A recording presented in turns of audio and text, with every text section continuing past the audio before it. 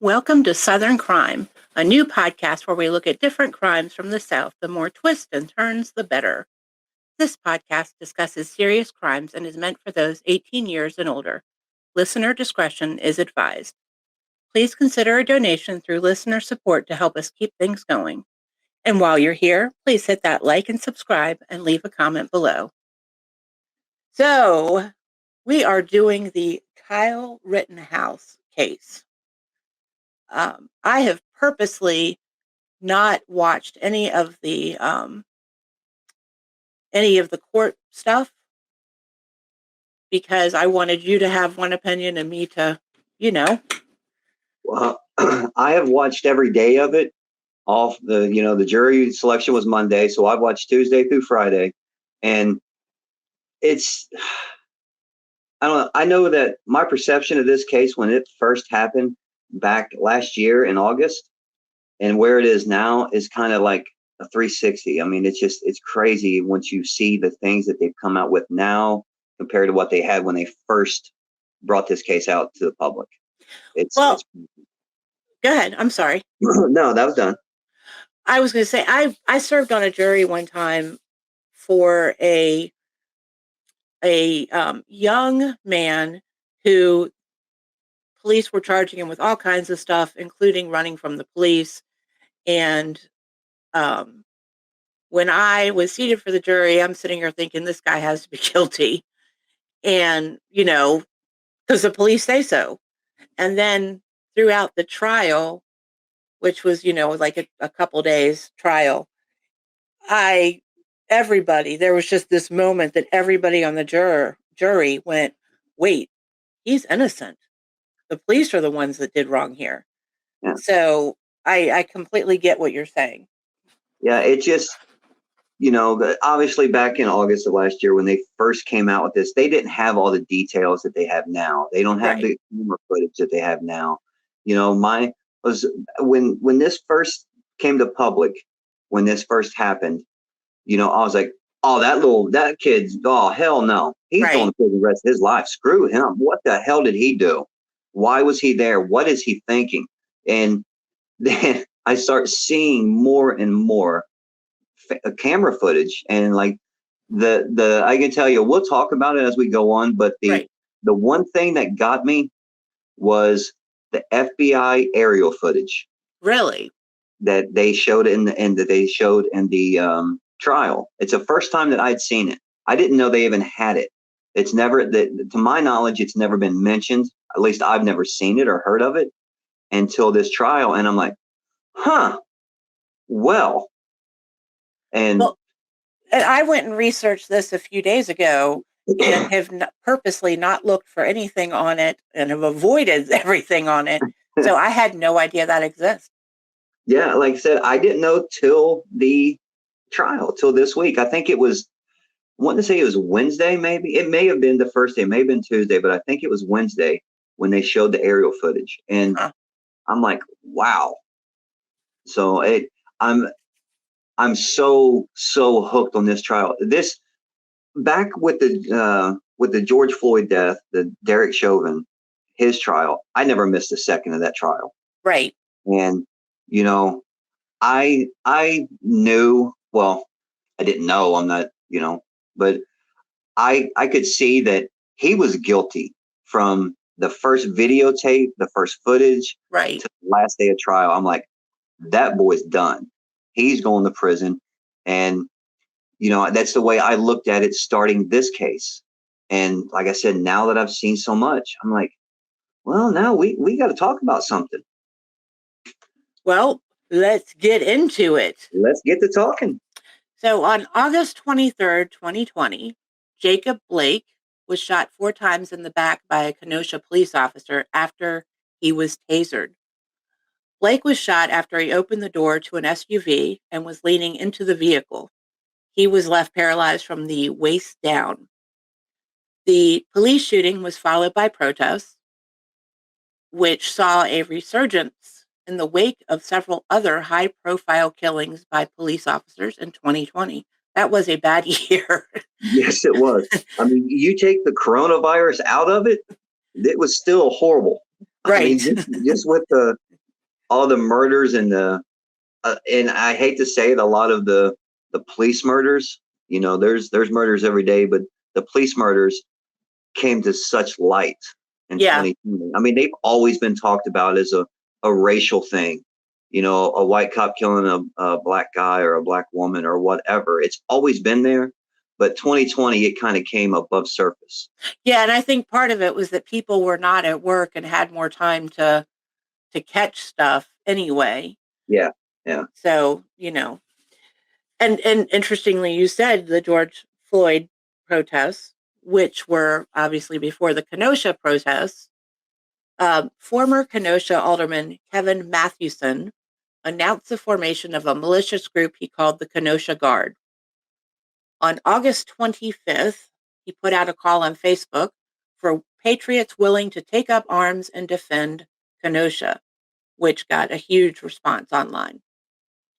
Meanwhile, Kenosha mayor and county sheriff expressed their disapproval of armed civilians patrolling the streets, while police officers were seen in a video giving them water and were heard saying, "We appreciate you guys, we really do."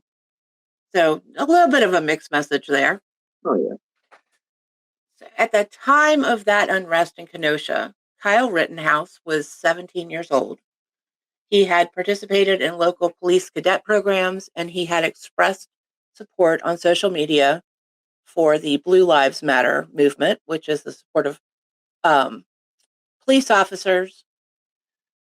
He also attended a Trump rally in Des Moines 7 months prior to the shootings. I'm not sure why that's relevant, but it mentions that everywhere because I don't know.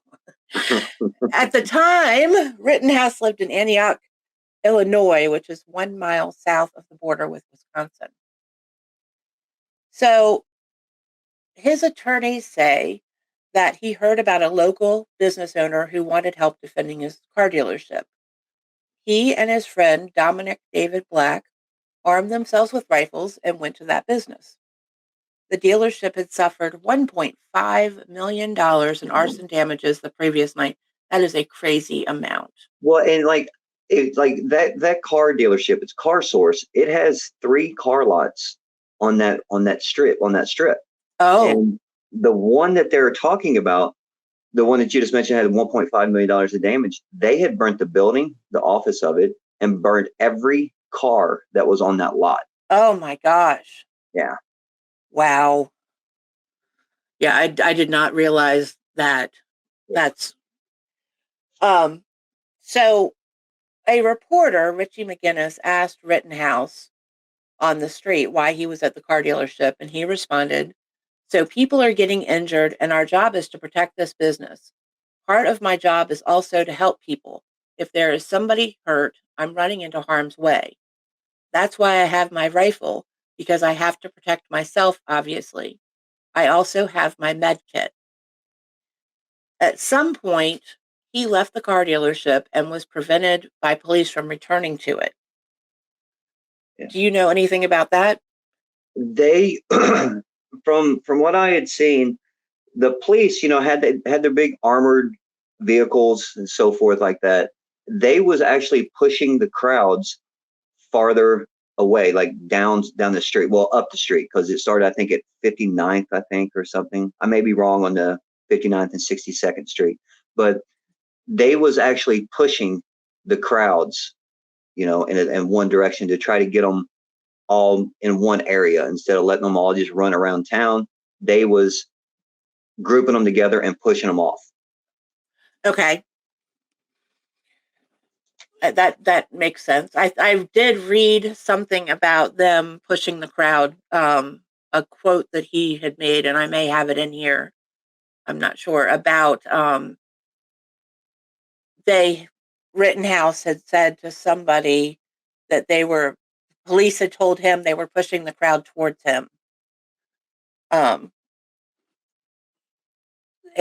you know, it didn't really offer the context around that. Just that was a quote that he had made. Yeah, they had, from what I'd seen, they had people with guns up on top of the building. I remember seeing that.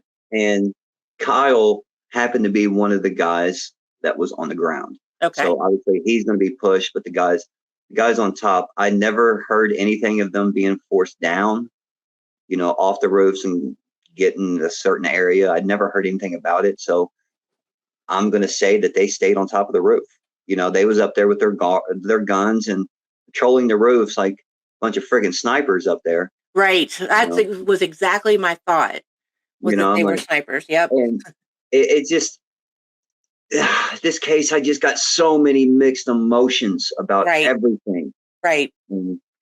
But right. okay, go ahead. Okay. So in the hours leading up to the shooting, Rittenhouse appeared in multiple videos by protesters and bystanders, including in 2 interviews. One by a live streamer at the car dealership where he and a number of other armed men had stationed themselves. The other by McGinnis, the reporter. Rittenhouse was seen talking with police officers and offering medical aid to those who were injured. Some of the men at the dealership were affiliated with the Kenosha Guard, but they denied any affiliation with Rittenhouse, and their leader said he never met or communicated with him. I thought that was interesting, because if somebody showed up at a place that we're guarding with a gun, you would think that you would have some kind of communication with them, but Right. And throughout the trial, they had entered, like, the dealerships are owned and ran by a family. It's a father, a mother, and 2 sons. And you hear a lot through the media and internet and everything else. You'll see that Kyle Rittenhouse was hands on with one of the owners, one of the sons. Well, right. Those 2 sons they also testified in court, and both of them said that they didn't know Kyle, that they didn't know who he was. They never spoke to him. They said they spoke to a couple other people, but Kyle personally wasn't one that they had spoke with. And it still goes, like, my thing when this whole case first started, I'm like, okay, first of all, he's 17 years old. Second of all, he said he's there to protect the local businesses. Cool. I understand that protection. You want to protect community, but you didn't even live in that state. Right. So, and I guarantee you, he didn't know any one of the owners on that. If he did, it was like he ordered a pizza from a pizza shop and the owner happened to be the one that served it to him. Right. I don't think that he had them on their speed dial, that he wasn't in constant contact. It wasn't his family, so back to my first thing. What the hell is he doing there? Right. 17 years old, cross state lines with a rifle. And, just, and like when this first came, how I said a few minutes ago, how I have so many mixed emotions about this from when it first started to where it is now, as far as coverage and information, all that. Okay, when this first came out, back in August of last year, the story was his mother took him and dropped him off in Kenosha for the protests, and he had his gun. Okay, that day right there, I said, well, the mom should be charged as well, because if he is driving in the passenger seat of a car with his mommy and he's holding a big ass AR-15, right? Nothing good is going to come out of this. Right. My first thing was like, what kind of parent is going to take their minor child with an AR-15 assault rifle and take them to a violent crowd? That was my first one. And then we'll get into of how it really happened, of how that first couple days of information that we got back in August of last year was completely false. Well, and that is often the case. Yeah, and so that's like, when I said a few minutes ago that, oh, he did it. That boy, shit, he's going to jail for the rest of his life. He killed 2 people and shot another one. He didn't need to be there anyway. But you'll see as this goes on, as we talk about this more, of how that wasn't the case. That wasn't the truth. When that media first came out, that wasn't what happened. But go ahead. Where protesters were recorded on video pushing a burning dumpster through the crowd towards a gas station. A Kenosha guard, person, dressed in similar clothing to Rittenhouse, a green shirt, cap, and bag, put out the dumpster fire, which enraged Rosenbaum, who becomes one of the victims. He shouted at the guard. More arson took place and was recorded on video. Rittenhouse was then seen running with a fire extinguisher. According to Rittenhouse's defense attorneys, what was not recorded on video was that he used it to put out one of the fires, which provoked a confrontation by Rosenbaum, who mistook Rittenhouse for the guard who had put out the dumpster fire earlier. So I get that. Now, the fact that he was seen running with a fire extinguisher and the defense attorney saying that it wasn't recorded that he put out the fires. If I see fires and somebody running with a fire extinguisher, I automatically assume that they're going to put it out. But right. I come from a fire department background, so yeah. So the beginning of the first confrontation between Rittenhouse and Rosenbaum was witnessed by the reporter McGinnis, to whom it seemed that Rosenbaum and other protesters were moving towards Rittenhouse, who was trying to evade them.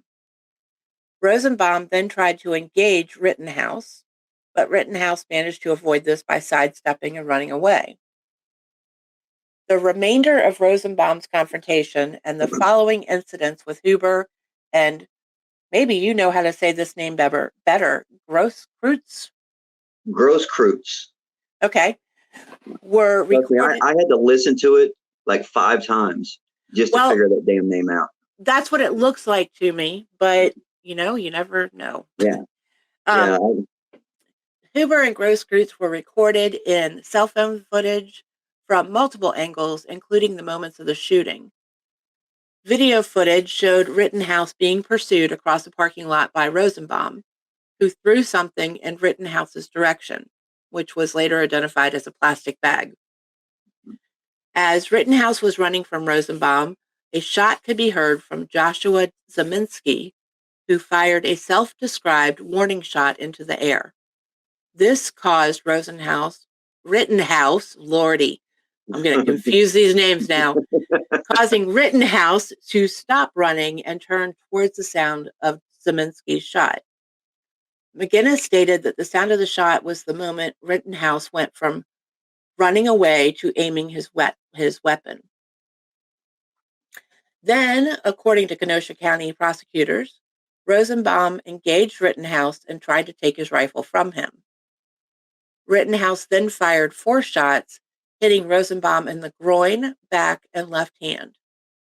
They fractured his pelvis, perforated his right lung and liver, and caused additional minor wounds to his left thigh and forehead. I'm trying to put house on everything now. Rittenhouse remained near Rosenbaum as McGinnis began administering first aid to Rosenbaum. Rittenhouse then began to run up the street while onlookers shouted, "Get him, get that dude. Hey, he shot someone. Beat him up." According to detectives, Rittenhouse was saying, "I just killed somebody" on his cell phone while he was running. Rosenbaum died shortly after. Yeah. And that's when I mentioned the FBI aerial footage. Okay, it has, you can't clearly see everything. It's all infrared and all that. Right. It's not like you can see their face, but the aerial footage, it shows Rosenbaum chasing Rittenhouse, and it looks like on one of the views is, and I don't know how this happened, but Rittenhouse was kind of in between a couple cars in the corner of the lot. And I don't understand how he's chasing him down the street and then ends up behind a couple cars and then jumps out from behind the cars and keeps chasing him. And, they interviewed one of the police officers who was in charge of evidence, who had to process all the evidence. And you said a few minutes ago that Rosenbaum grabbed the gun and, then the shooting happened. But during the interview or during the witnessing or the statement in the courts, when the prosecutor and the defense attorney was questioning the cop, he said that he didn't fingerprint the gun, that he only did like the barrel of where it would be held if he was holding a rifle to shoot, and Okay. then back by the trigger. So if Rosenbaum actually grabbed the barrel of the gun, the top of the barrel, we'll never know. Right. We're never going to know because you can't see it in that footage. There's no other camera footage anywhere on the internet or anywhere else in news or nothing besides the FBI. And they didn't process that gun with looking for Rosenbaum's fingerprints. They just looked for Rittenhouse. So it's That's one of those that terrible. we will never know if You know, Rosenbaum actually grabbed that gun and was fighting, because you can't really tell in the footage. You know, you can only see, like a 10-foot gap of when the shooting starts. and one thing that I hate about all of, about the court system is that, when somebody's been in jail for 20 years and then new evidence comes up, in my mind, now, first of all, I want to say I am very pro police. I believe in the justice system. I'm a Absolutely. Libra, which is the scales. So, I like everything to be fair, period. Um, so, they find new evidence and the judge denies a new trial. And every time I'm like, damn it, if they have evidence that can show that this person is innocent, then it needs to be looked at. It needs to be acknowledged, not ignored. Right. So that's how I feel about them not fingerprinting the barrel of the gun. Well, and it's not like Rosenbaum was, a choir boy. He had an extensive history of being a criminal. I just found out a few days ago that, well, we all knew that he was in the hospital. He was released from a hospital that day, and that plastic bag that you mentioned was his belongings from the hospital. It had I think some clothes in it and a water bottle, an empty water bottle. And he that day when he was released from the hospital, he went to his girlfriend's house. His girlfriend also he was under an emergency protection order, an EPO, Wow. from his girlfriend. And he still went to the house and they talked and all that. Okay. So that right there is a red flag. Right. And something I had seen a few days ago was Rosenbaum served 10 years in an Arizona prison for sex with a minor child. Oh, wow. Yeah. So I'm not saying this guy's a choir boy. I'm not saying he deserved to die. I'm just saying, There's more to it. yeah. And from every witness that spoke about that night that seen Rosenbaum, he was extremely violent. He's always wanting to fight somebody. He was in the middle of every little shindig that went down on the streets. He was the dumpster fire you mentioned. He was actually one of the guys that was pushing one of the dumpsters that was on fire. Right. And so he wasn't there to preach choir. Right. Obviously, he was there to start trouble and just keep on going with it. But that does not say that he needed to be shot and killed. Right. Right. But because like I said, we'll never know if he grabbed that gun or not. Right. And I know if I have a gun and I'm in a feud with someone and they grab that gun, there's a 95% chance I'm going to pull that trigger if I have a chance. Right. It's either him or me, and I'm not ready to die. Right. So it's just, I'm not saying he was a horrible person, but I am saying he wasn't a choir boy. Well, and the one thing that, I have a gun. It is in my house. I know how to shoot it. It's my gun. And if I ever need to use it, it will be used. I Right. will protect my family. Absolutely. And I agree with what you're saying. If I'm in a situation where I actually have somebody at gunpoint and they try to grab it, I'm pulling the trigger. Yeah. Because if I'm raising it towards somebody, the safety is off. Yeah. So, Something I want to say really quick, though. A few minutes ago when I said that everything was misled when this case first came to light about his mom taking him and dropping him off in Kenosha to riots and all that. That wasn't what happened. That wasn't the case. He was actually dropped off. I think this happened on Tuesday. I think he was dropped off on Monday at his friend's, what's his name? Dominic Dixon, was that his name? Dominic, where's your name, dude? Well, either way, we're just going to call him Dominic. Dominic works. Yeah. He was dropped off. He had been a longtime friend of his. They was like almost best friends. Now, there was always a lot of questions. Well, how the hell did Rittenhouse at 17 buy a gun? Okay, because anywhere in America, any state you go to, that is not going to happen legally. Right. Well, Dominic was 18 years old when all this was going on. Right. Dominic is the one that bought the gun for Kyle using Kyle's stimulus check that he got with the coronavirus stimulus checks that we all received last year, or the majority of the people received last year. That gun never was at Kyle Rittenhouse's house. Right. Okay. It stayed at Dominic's house. That was one of their little rules about the gun is, hey, I'll buy you this gun, but it stays at my house in Kenosha. And remember, Rittenhouse lived in Annatoc, Illinois, I believe is how you pronounce it? Yep. But, so Rittenhouse wasn't brought to Wisconsin with a gun in his lap. So we can eliminate that one because that never happened.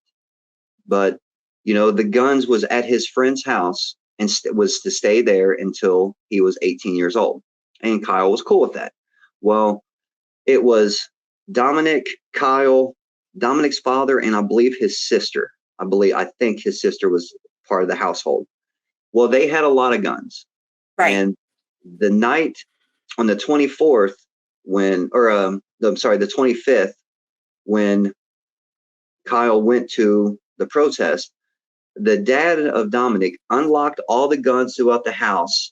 And I think they said he put them on the dining room table, for instance, or if an incident happened where protesters came in their house, he was going to protect his house and family. Which Absolutely. I'm 100% cool with. Absolutely. 100% cool. Well, it's just like how you just said, you have a gun. If someone comes in your house and you're in harm or your family's in harm, someone's going to get shot that night. Right. And so I have no problem with the dad doing that.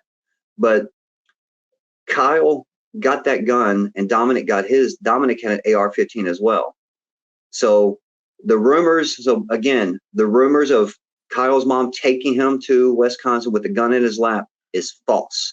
Okay. 100% false. That's good. And they was in Kenosha at Dominic's house. Okay. Well, my attitude about all of that has been, when you live in areas like that, there are a lot of people that hunt. So Right. A house having many guns or a 17-year-old having a rifle that he got for his 12th birthday is not unusual. No. So, him having access to it didn't surprise me all that much. I was thinking it was at his house and he crossed state lines, and how did he do that? Even though it's just a mile. I mean, frankly, you could have walked down the street. Right. And that's why I just wanted to clarify for people that's listening of what was first said and what actually happened. Perfect. I'm glad you did, because I've always wondered about that. Well, because when that first came out, and that was the first rumor, the first inkling that the mom took him there. Okay, screw the mom. The mom needs to go to jail too. Right. That was my whole thing. Is like, if the mom's not put in jail, then the system's screwed.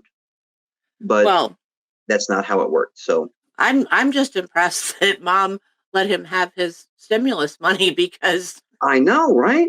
The rest of us, or many of us, used our children's stimulus money to pay bills and whatever else. So, so then there was another angle of that same shooting.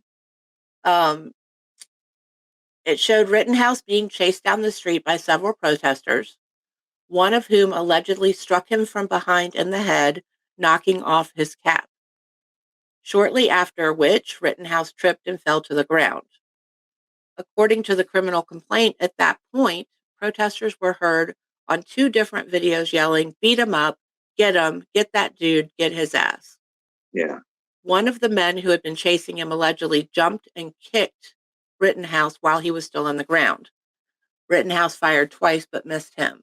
Yeah, the in the courts they show the footage. I mean, this guy did a full-on drop kick as he is on the ground, and they never have came out with that guy's name. Then in the courts during the court hearings, they call him drop kick guy. Okay. And there's a perfect shot. There's a perfect picture and image of him full-on airborne, feet straight at his face. Oh my gosh. Yeah. Well, I can understand. And one thing that people do say is that guns have the potential to increase violence when, in situations like this, because you have a gun, you are automatically put on the defensive by everybody. Yeah. And, there's particularly after you've just shot somebody. Yeah. So, like I said, I have a gun. We take our gun shooting. We used to go hunting, and then I have one in the house. So, I think that there's proper uses and times for guns. Mm-hmm. So next, there was another protester, Anthony Huber, who made contact with Rittenhouse's left shoulder with a skateboard as the pair struggled for control of the gun. Right. As Huber was pulling on the rifle, Rittenhouse fired once, hitting Huber in the chest, perforating his heart and right lung, causing his rapid death. So again, they have that on video, so they know it happened, but they didn't fingerprint the rifle. No. And and the Anthony Huber, okay, if I have a gun and it's a very volatile situation anyway, you're in the middle of a big ass protest. If I have a gun and nothing, and if he just shot and killed Rosenbaum in self-defense or cold-blooded murder, whatever, we haven't figured that out yet. But if I'm running and someone hits me with a skateboard, I'm shooting them too. Right. I'm going to protect myself, because first of all, he's 17 years old, should be there, but either way, he's 17 years old. He's scared to death. I can only imagine how many heartbeats that boy had in a minute. Right. After firing and killing Rosenbaum. And, so the shooting of Anthony Huber, in my eyes, 110% self-defense. I can see that. I mean, even just reading this part, I can see that and watching that video footage. I could see that one. But of course, then at that point, I was sitting here thinking, but if he had not shot Rosenbaum, then he wouldn't be in the situation with Anthony Huber. Right. But yeah. Again, did he shoot Rosenbaum in cold-blooded murder? Right. Or did he shoot him in self-defense because Rosenbaum grabbed the gun and was trying to fight it away from me? And again, that's something we will never know. Right. So then we have Gaige Grosskreutz. We're going to call him Gaige. Gaige, yeah. He approached Rittenhouse while he was still on the ground, but stopped and put his hands up when Huber was shot. I don't blame him. No. A complaint filed by the Kenosha County Clerk of Courts stated that Grosskreutz, Gaige, appeared to be holding a handgun, which Gaige later confirmed. Yeah. When Gaige moved again towards Rittenhouse shot him in the arm, severing most of his right biceps. At least 16 gunshots from other sources were heard on video during that time that Rittenhouse was on the ground. Okay. I read this one and it's the same thing. Yeah. He admitted that he had the gun. Kyle saw the gun, and he's hearing gunshots from other places. And, during court this week, they was people testifying that Gaige had the gun in his right hand and was reaching for Kyle's gun with his left hand. Again, Okay. we'll never know if he actually reached for it and grabbed it because they didn't fingerprint the damn thing. But either way, I mean, he's got a gun and he's reaching for Kyle's gun. Right. So let's go back to the same thing with Anthony Hubert. You hit me with the skateboard in a situation as volatile as what was going on right then and there. I'm going to shoot Anthony Hubert for hitting me with the skateboard. If I have a guy coming at me that has a gun in his hand and is supposedly reaching for my gun, I'm going to shoot Gaige too. I'm going to protect myself. Right. So this is just how my mind has completely flipped from day one to today on a lot of this case. Well, then something interesting happened. Rittenhouse then got back to his feet and walked towards police with his hands up and the rifle strapped across his chest. The police did not appear to acknowledge Rittenhouse and allowed him to leave, though several witnesses and protesters were shouting for him to be arrested. So I'm sure in his mind, he's thinking, I went to turn myself in, right, and they didn't want anything to do with me. When asked at a press conference why Rittenhouse was not stopped, Kenosha Sheriff David Beth said, "In situations that are high stress, you have such incredible tunnel vision, and implied officers may not have realized he had been involved in the shooting." The Kenosha police chief also said that there was nothing to suggest this individual was involved in any criminal behavior, due to the fact that someone walking towards the police with their hands up was no longer abnormal in the wake of the protests. I get that. And something I found out this morning, because my wife had brought it up to me, and I had to go back and find it and look for video evidence of it. Okay, you just mentioned after he shoots Gaige and Anthony Hubert, he walks down with his hands up towards the police, towards the little barricade had a couple regular squad cars and then had the armored vehicle. Okay, Officer Pep Moretti, he testified the other day and said the same thing you just said, that the tunnel vision and, there was shootings going on. There was still gunfire going on down the street in the area that the police was heading in.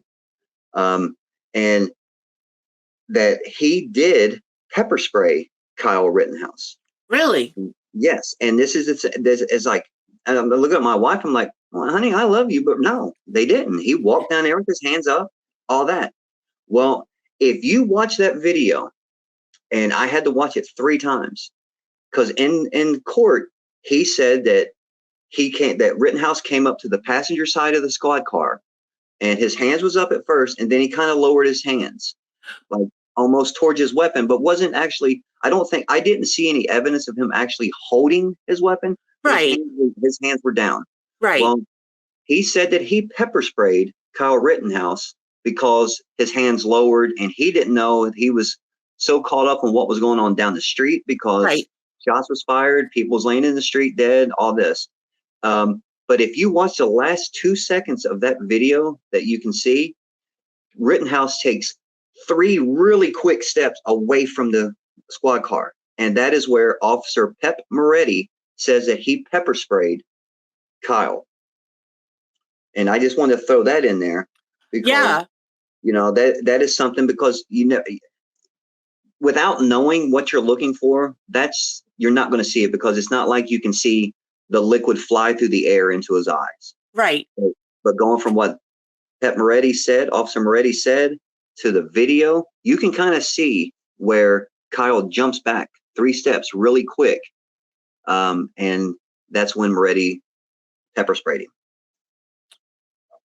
And then I have 2 questions. What did Moretti do then is the first one after he pepper sprayed him.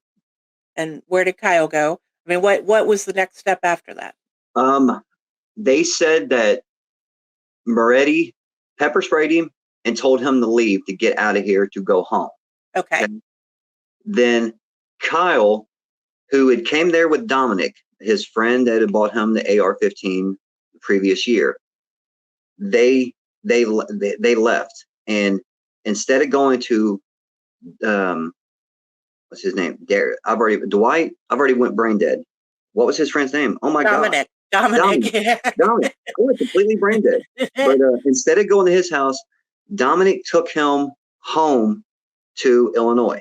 Okay. And that's pretty much the last part of Rittenhouse being in Kenosha that night, because he didn't turn himself in to Kenosha Police Department. Right. He turned himself in at his home city in Annatoc, Illinois. Right. So my next question is, what is the time period of these 3 shootings? You give me just a second, I'll tell you.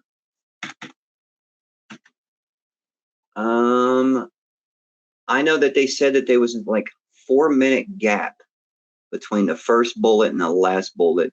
That's you know, when you are in the situation of that first incident, your adrenaline goes up, you become hyper sensitive and see things in a different way. You're going to see other things as a threat more so than you would have until the adrenaline surge goes back down. Well, yeah, that's like if you miss I said, can you imagine how many times that boy's heart beat per minute? Right. After he fired that first shot? Yeah, I didn't know that they were it's hard because you see the different video clips. So, you know, were they an hour apart? Were they, but I mean, 4 minutes No, it was very quick, because after he shoots the first one, after he shoots Rosenbaum, you know, he stands there for like 10 seconds and just stares and just completely dumbfounded him in awe, because, you know, he's, again, whether he's guilty or not guilty, he's 17 years old, right. And he's still a kid. Right. And, you know, you can only imagine what, like you said, the adrenaline, what is running through a 17-year-old's mind. Holy shit, I just shot somebody. Right. And then, you know, he stays there for like 5 or 10 seconds. And then you see he reaches in a pocket, grabs his phone. And that's a phone call you was talking about. He said, I just shot somebody. Okay. He had called Dominic. Okay. That's who he had called. And so when he went back up the street and ended up going through the stuff he went through with Anthony Huber and Gaige, and went to the cops and got pepper sprayed and all that, the cops told him to go home, get out of here. You know, the cops had no idea what happened. All they know is that there was shootings, there was still gunshots going on. So they're not going to look at someone that's coming up with their hands up, say, oh, well, this dude didn't do it. He's, you know, he's just showing that he's innocent. Let him by. He's getting out of here. You know, that could be the cops' mindset, is like, okay, he's got a gun, yes, but, you know, he is just walking up here calm with his hands up, not like he just shot 3 people. Right. You know, and so, but Dominic met up with Kyle, and then Dominic took Kyle home to Annatoc. And later that night I'm sorry, the next day, the 26th, which would still be later at night, because they're counting that as in the morning. It was like 2, 3, 4 o'clock in the morning. So that's still going to be the 26th. He turns himself into the Annatoc Police Department. Anaconda. I heard that. Yeah, you like that? You like that? You know, I hate snakes, and that's the first thing that comes in my head. But, you know, then the next day, you know, he goes to the police department on the 26th. The next day, he is formally charged on the 27th. And I've got, you know, the 26th, he turned himself in on charges of first-degree intentional homicide in Illinois. Yeah. He had been labeled a fugitive from justice, which alleged that he fled the state of Wisconsin with intent to avoid prosecution for that offense. And it's kind of funny. It's like, dude, he fled 1 mile away. Yeah. You know? And I, again, if I'm a criminal and I'm fleeing, okay, Fleeing, a criminal fleeing, is you're running the opposite way of the police. Right? He Not walked to the with his police. hands up to the police. Right. So I'm not buying that. Right. I agree. No. He was assigned a public defender and initially scheduled to appear at an extradition hearing on August 28th. On that day, a judge granted a request to delay the hearing until September 25th so that Kyle could obtain his own counsel. And then under Wisconsin law, he was charged as an adult. So his charges were first-degree reckless homicide against Joseph Rosenbaum, first-degree recklessly endangering safety against Richard McGinnis, which is the reporter that interviewed him, which I think is interesting because it doesn't mention, anything that I have found that he did anything against him. No, I haven't. First-degree intentional homicide against Anthony Huber, attempted first-degree intentional homicide against Gaige Grosskreutz, first-degree recklessly endangering safety against an unknown male victim, which I don't know, possession of a dangerous weapon by a person under 18. And that is the only misdemeanor charge, with the others being felony. And a lot of people that's going to be listening is they're going to say, okay, homicide and murder. In the state of Wisconsin, if you're charged with a homicide, it is the exact same as being called a murder charge. Just so people doesn't think that, well, why isn't he being charged with murder? Right. Homicide in Wisconsin is the equivalent to any other state's murder charge. And they still in Wisconsin, they carry a life in prison sentence. And then on top of that, each felony charge comes with the use of a dangerous weapon modifier, which says Wisconsin law says that there is an addition of no more than 5 years of imprisonment for each charge if found guilty. Yeah. And I love this. The gun was later recovered by law enforcement and is identified as a Smith & Wesson AR-15 style .223 rifle. That's a big bullet. And the possession of his handgun by a minor, someone underage, that is a misdemeanor in Wisconsin. Yes. Yes. So he's facing 5 felonies and a misdemeanor. As of right now, that's what he is facing as he's in court. With an extra modifier on each of the felonies. Yeah.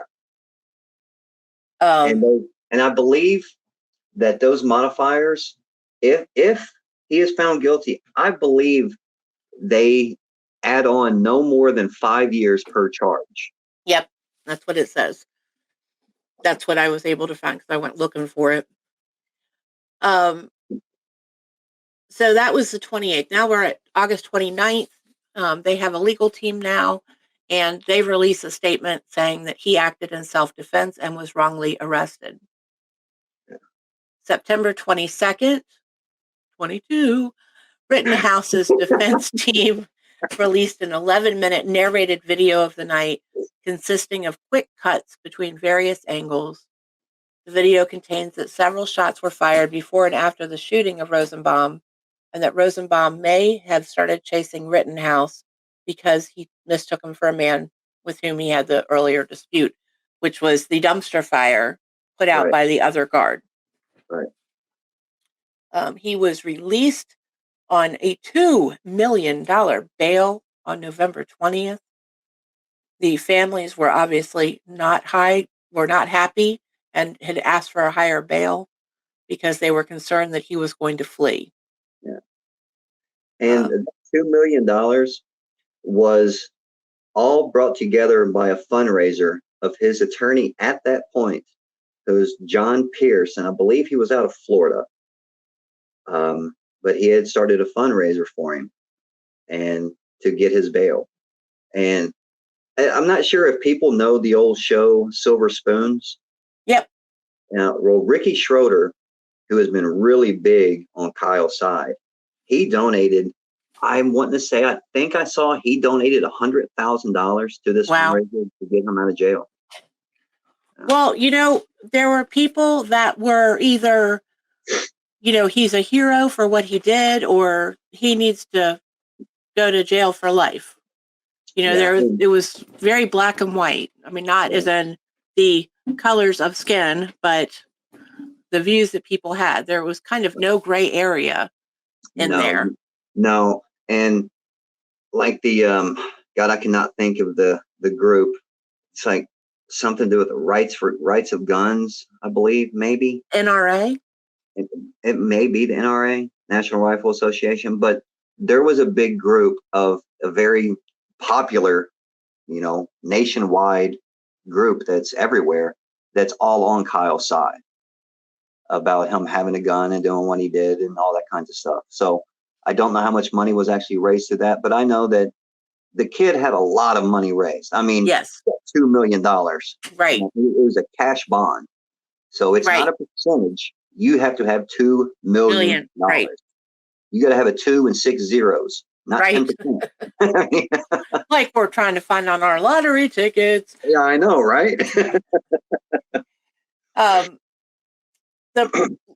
this is where I thought things started going kind of off topic, but I mean, I guess not because of the protests. It started as the protest for Jacob Blake, which needs to be remembered in all of this, because he was, I don't know. I'm not going to say he was a victim. That's another case that is crazy. But the prosecutors in the case argued that the terms of his bond should be amended, and this is after he was out, to include a prohibition from association with white supremacists, because there was security footage they obtained from the Mount Pleasant, Wisconsin police showing Rittenhouse drinking beers in a bar. He's 17, mind you, wearing a shirt that said "Free as FUCK." Yep. And posing for pictures along 5 men who sang "Proud of Your Boy," which is a song used by members of the Proud Boys, far-right political organization. A photo of Rittenhouse with 2 of them flashing an OK sign, which is also a hand frequency used by white supremacists, were accompanied. The conditions of his release were changed on January 22nd, that he could not consume alcohol, have access to firearms, or associate with persons or groups known to be a threat to others based on race or religion. So that was 2 months. 2 months after he had gotten out, they amended it. Then they issued a warrant for his arrest or requested a warrant on February 3rd after a mailed notice about a scheduled court appointment. Woo! Wow. After a mailed notice about a scheduled court appearance was returned as undeliverable. Prosecutors say he was required to file an address change within 48 hours of moving. Rittenhouse's attorney said that Kyle had been staying at an undisclosed address out of concern for his safety, which I can understand that. Yeah, I get that. His team had offered to provide the new address to prosecutors if they could guarantee its secrecy from the public, but the district attorney had declined on the grounds that the information is public record. The district attorney told Rittenhouse's attorneys they could move for the judge to seal the public record, but his attorneys never filed a motion for that. So the prosecutors asked for a $200,000 increase in his bond. Judge Bruce Schroeder denied the prosecutor's request at a hearing on February 11th, stating that people out on bail often fail to update their address without being arrested. So this is another thing that I have issue with in general, is with the public record on things like this. Things being public is great, especially, for people like us that do stuff like this.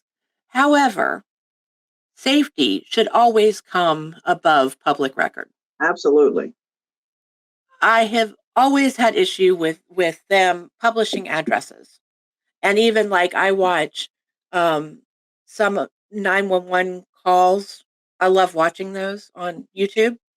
Mhm. And the channels that I like, they take out people's cell phone numbers and addresses for the most part. Always the phone number, and the address is only left in if it's necessary for the story, because that stuff doesn't need to be out in the public.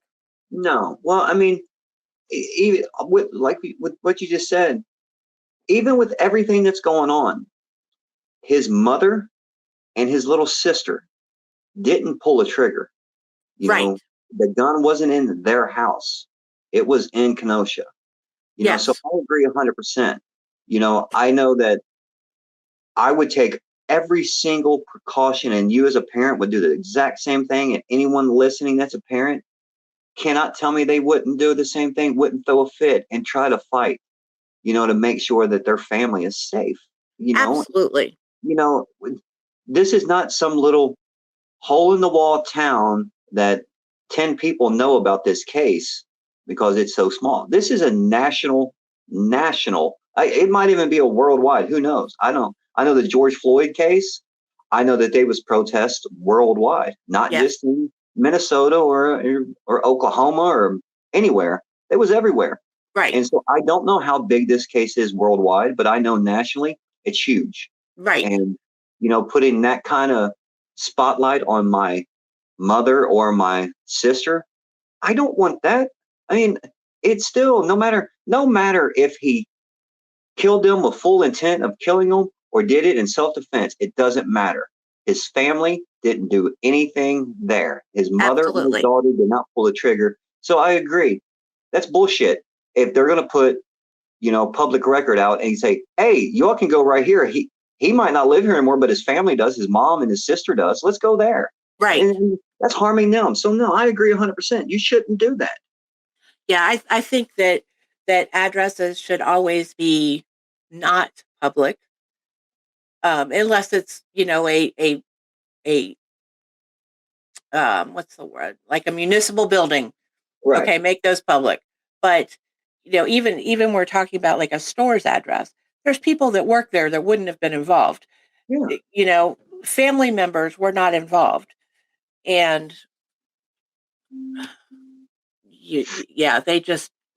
So that's my feeling about that in general. Now, this is where I thought things were interesting. Oh, first, I will say, in November 2020, a 19-year-old was charged with 2 counts of intentionally selling a rifle to Rittenhouse, then a minor. Bond was set at $2,500.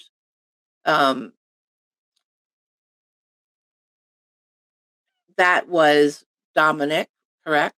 Yes. Yeah. Okay. Dominic has charges facing. Matter of fact, the same prosecutor that is prosecuting Rittenhouse in that trial has the case against his friend Dominic for buying him the gun. Okay. And that one. He brought that up in court the other day when Dominic was on the stand.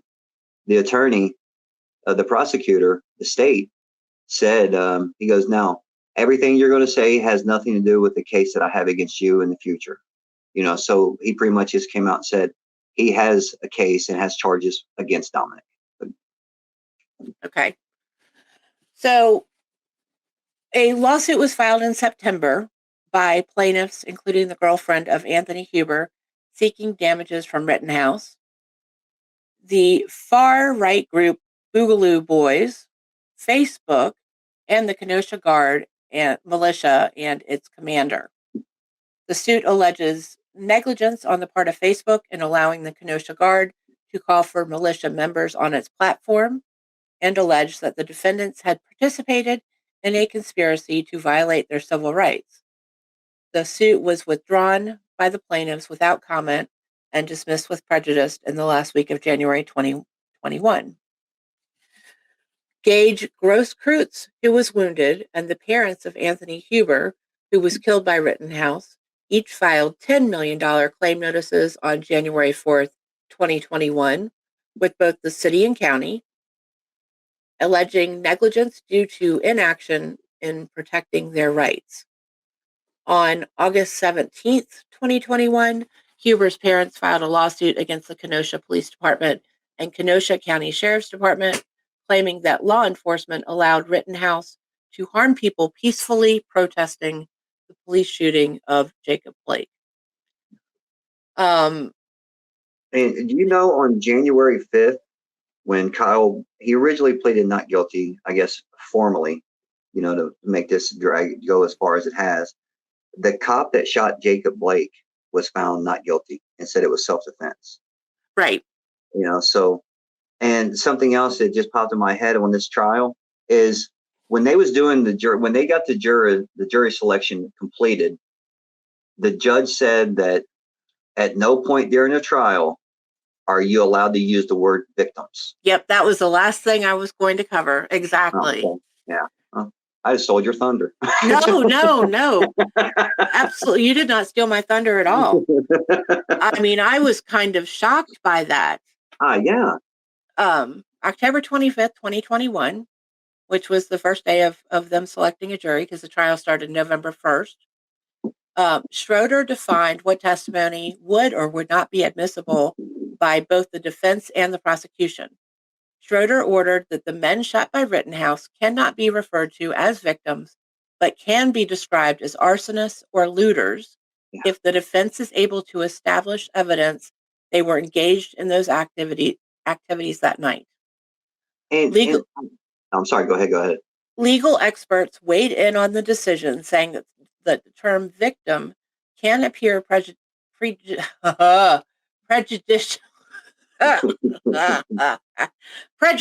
Prejudicial. There we go.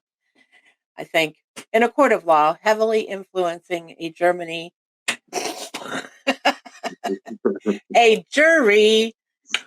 We have similar diseases, y'all. Yeah. It does weird things with words. You remember how I just said anaconda? Right? Influencing a jury by presupposing which people have been wrong. I was fascinated by that. Yeah. I don't remember ever hearing that about any trial ever. No. Whether it was self-defense or whether, Rosenbaum and Hubers and Gaige was shot, whether they was in the right or the wrong, they were still considered a victim because they got shot. So I don't understand the part about they're not allowed to say. I can understand how it would put a little thing in a juror's mind.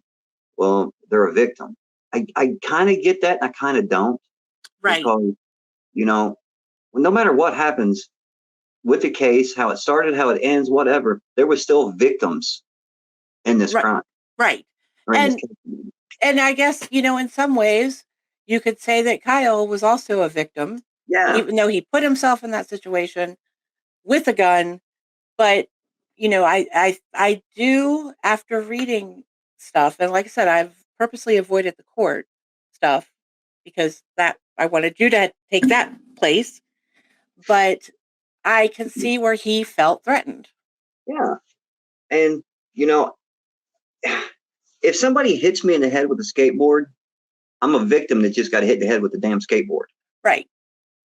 So the victim word to me can be used a million different ways. It doesn't have to mean life or death. It could be anything. It could be a car crash that is a fender bender. And if I'm at fault, then there's victims in that car. It's I don't know. I just don't like the victim word not being able to be used because either way you slice that bread, they're victims. Well, I think that the issue that right, and some people may be very upset about hearing that said, but I can see where that can fall in. Yeah, I mean, and people can get upset about me saying Kyle's a victim. Kyle, like I said, no matter how you shape it out, he still got hit in the head with a skateboard. He still was chased by hundreds of people, not knowing, because we'll never know if Rosenbaum grabbed that gun or not, because they don't have the evidence to back it up whether he did or didn't. They're just going by on pure hearsay. And it's, I don't know, victims, to me, victim, yes, I hate to say it's a loose word, but in some situations it is a loose word. Well, and I think the problem that I had with it is not just that victim can't be said. It's that arsonists and looters can be said. Right. So, That's putting the same label. I'll say, okay, we can't say they're victims because that will show the juror that, well, they'll show lenience and put a little soft heart into their decision. right. But you could say looters and rioters, that would put a harder feel in their heart. Like, well, they're destroying stuff. Right. Yeah. So I understand 100% where you say that. Well, I think that there's, different situations. Like if somebody breaks into my house and I shoot them and then I'm put on trial for shooting them because they made it back out of the house or whatever. I understand the person being called a robber.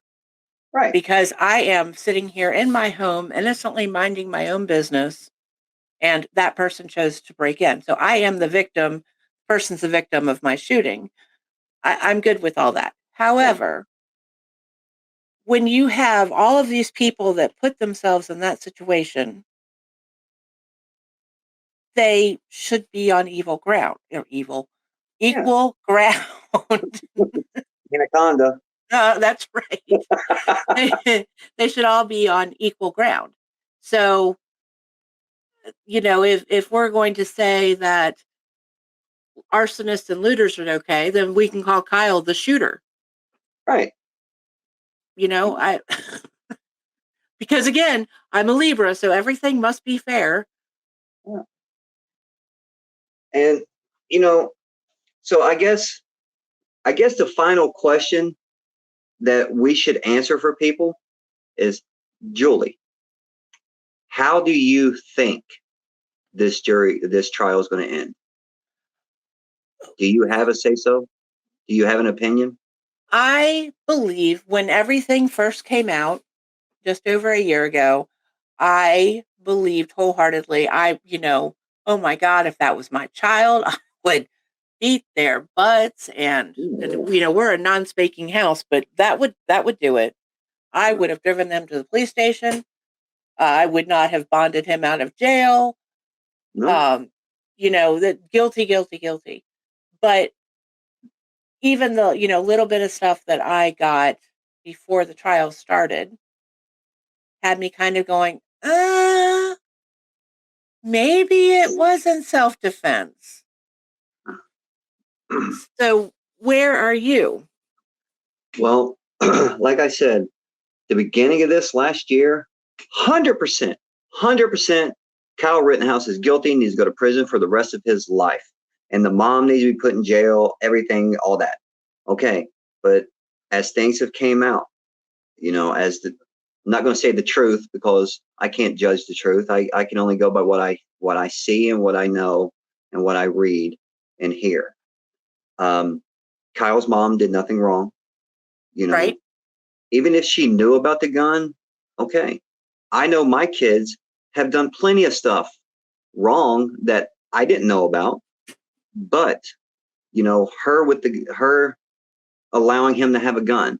Okay, I get that. That's not right. But that gun was not in her house. Right. He did not have possession of that gun. So, like I said, the beginning of this, everyone, 100%, Kyle, the mom, everyone should be charged. And now that it's came out with the truth and the statements and everything else from witnesses and Dominic himself, okay, the mom, to me, is free and clear. Absolutely. Dominic is going to get something for, buying a minor a gun. And, it'll probably be a misdemeanor. He will get charged. He will get found guilty of whatever he's charged for. I don't even know what he's actually charged for, except for, giving a minor or buying a minor a gun. Okay. Yep, that's it. Possession of a gun, a deadly weapon, by a minor is still a misdemeanor. Right. Okay. So I look for him to get a misdemeanor. And with the two shootings of Rosenbaum and Huber, the deaths, I think, my opinion, he's going to be found self-defense. The Gaige case, that part of it, he's going to get self-defense because again, Anthony hit him in the head with a friggin' skateboard. Okay, Right. self-defense. So I know people won't consider a deadly weapon, a skateboard, a deadly weapon.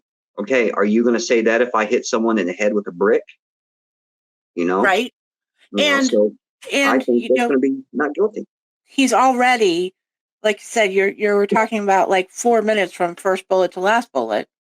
So he's already in a heightened situation. Yeah. So, getting hit in a skateboard in that situation is much different than, walking down the street and getting hit by a skateboard. Yeah. You're in a different mindset. Yeah. And with the Gaige part, okay, if someone comes at me and has a gun in their right hand and is reaching for me with their left, again, I'm going to defend myself. I'm not saying that all this is in the right or the wrong. My opinion only. I think he will be found not guilty for the Huber murder and the Gaige shooting, and then the Rosenbaum. Okay, if you look throughout the whole trial, there are so many video clips and so many witnesses stating of how hostile and irate that Rosenbaum was the whole night. Right. So again, we won't know if he grabbed that gun or not because we just don't know. They didn't put the evidence. They didn't secure all that evidence and fingerprint every part of that gun. So we'll never know if he actually grabbed the gun or not. He threw a bag at him, the plastic bag. Rosenbaum threw it at Rittenhouse that had a water bottle in it and some of his belongings from when he was released from the hospital earlier that day. So again, if someone is in a horrible, pissed off mood all night, looking for trouble, looking for fights, starting dumpster fires, just in the middle of all this, if they're chasing me, they're not chasing me to get my phone number so we can go have a drink. Right. They're chasing me for a whole nother reason. So again, my personal opinion is Kyle Rittenhouse is going to be found not guilty on all charges, except for the possession of a deadly weapon for a minor. And again, that's a misdemeanor. And he has served some time, so they will probably maybe give him probation or time served. Right. Because he was in jail for a few days, for a while. A couple of months. Yeah. So he has served jail time that will be credited, whether he's found guilty or not guilty. If he's found guilty, that jail time will be credited to his sentence. So again, to me, my opinion, 100% not guilty. I just thought about something else too.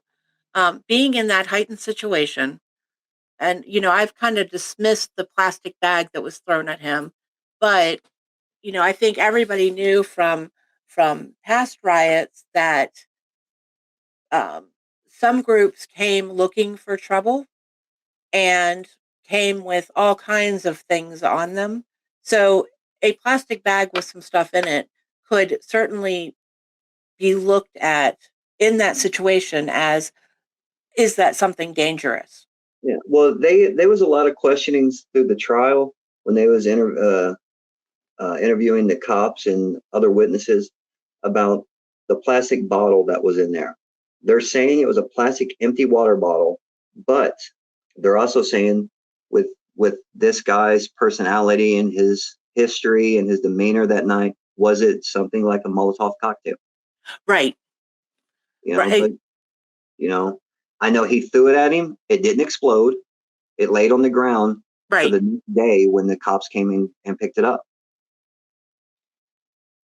But I mean, I had not really thought about the plastic bag until we sat here and talked about all of this. And, a heightened situation, every situation you go through in your life changes your perception the next time. Yeah. So, watching the civil unrest that happened around the country, over and over and over, because it just kind of seemed like that was what 2020 was, sitting in your house and watching protests. Yeah. That was our year. I can see where that would build, watching the other ones would build up on your perception going into it. And then, the call for the militia, and then the pushing of the burning dumpster. And, it just built and built and built. So, I do think that he is probably going to be found not guilty on everything but the weapons charge. Yeah. And And there's one thing I can guarantee you, I promise you, and I'll put any amount of money you want down on it, is that if he is found not guilty, and if something goes on again with riots and crowds and destruction like it has been in 2020, I guarantee you Kyle Rittenhouse won't be at that protest. I really hope not. And if he I mean, it's just, with everything that if he is found not guilty, I bet this changes his outlook on a lot of things. I hope so. It better change his outlook a lot of things, or else we'll be seeing this guy again in the future. Well, and that's what I was thinking, was then you have George Zimmerman, who was found not guilty, and then from that point seemed to just get in the same kind of situations over and over and over. George Zimmerman, I believe he was the one in Florida that shot the young black kid, right? Trayvon Martin. Trayvon Martin.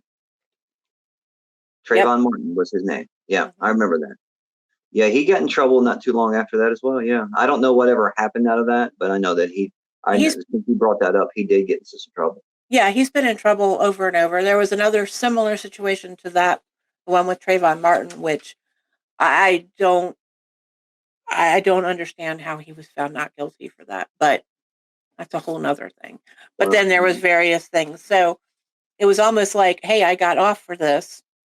So it gave him an open book to do whatever he wanted to do at that point. And I hope that it is the opposite for Mr. Rittenhouse. Yeah, and something that I will say that I'm so glad didn't happen, in the public, as far as like destructions and protests and riots and stuff, because I don't remember hearing much about it after the cop that shot Jacob Blake, after he was found not guilty. Right. I don't remember. I could be wrong. I might be wrong, but I don't remember any unrest going on after that. And that's a whole nother story by itself. Yeah. I honestly, I don't remember. Yeah, because I know that was January 5th, and this was a few months, like 5 or 6 months after the whole after this case started, the Rittenhouse case with the murders and all that. And, there's a lot of arguing to go on that case, but again, that's for a later date. Right. You guys just let us know if you want us to talk about it. We'll talk about it. But, that's another day. So there you go, guys. We are both thinking, because of the evidence being presented, we have both turned from definitely guilty to he's probably going to get off for the murder charges and Right. assault charges. So we will have to see what happens, obviously, when the trial ends. We'll see if we were right. I don't agree with taking a rifle or guns to a protest, but,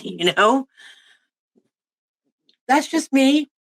And they're saying that this case would last 2 weeks. Well, should, in their predictions, the last 2 weeks. Right. So that means this week coming up, we should have at least closing arguments. I don't know how long it'll take for the jury to deliberate. Right. But, the trial is supposed to possibly wrap up this week. So I'm sure that Julie and I will touch base on this when this is over, said and done with, and everything's in. I'm sure we'll touch back on this situation, but I'd say the longest thing is going to be the jury deliberating. It's going to last longer than the trial. I think I think this is one of those cases where it's either going to be very fast or it's going to take a while. And there's going to be some people saying, I don't agree with the other rest of you. Yeah. I think that this is one of those cases where it's going to go that way.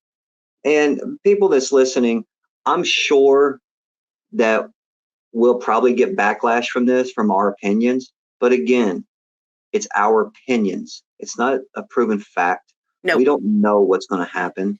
This is just our opinions of what we know so far.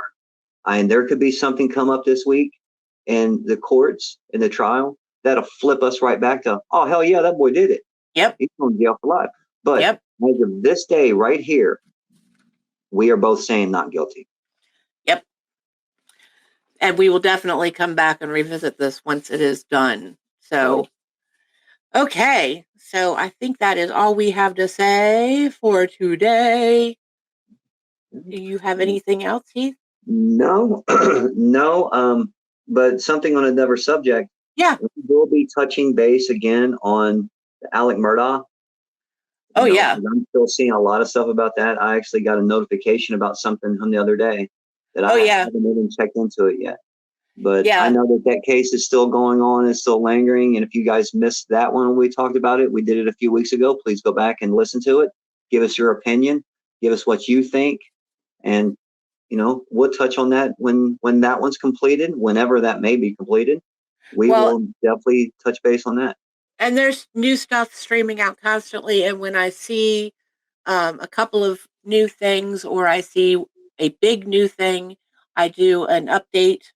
I started doing, in case you missed it, little segments, that are 5 to 15 minutes long, just discussing something and an update. But we will definitely you and I will definitely be coming back and doing Alec Murdaugh again. Oh God, yeah, that case has got too much stuff going on still. Right. Yeah. Way too much. So, but okay. Julie, thank you so much. This was fantastic. Again, as always, I hope everyone enjoyed it. And again, anyone that has something on their mind, a case close to you, close to your home, just sticks in your mind a lot, please leave in the comments, reach out to us, send an email, do something, and we'll be more than happy to look into it and give you our opinion of what's going on. Yeah, and the email is southerncrime1, the number 1, @gmail.com. Oh, there you go. There you go. Okay, Heath. Thank you, sir. You're so welcome. Thank you, Julie, and I will be talking to you very shortly. Okay.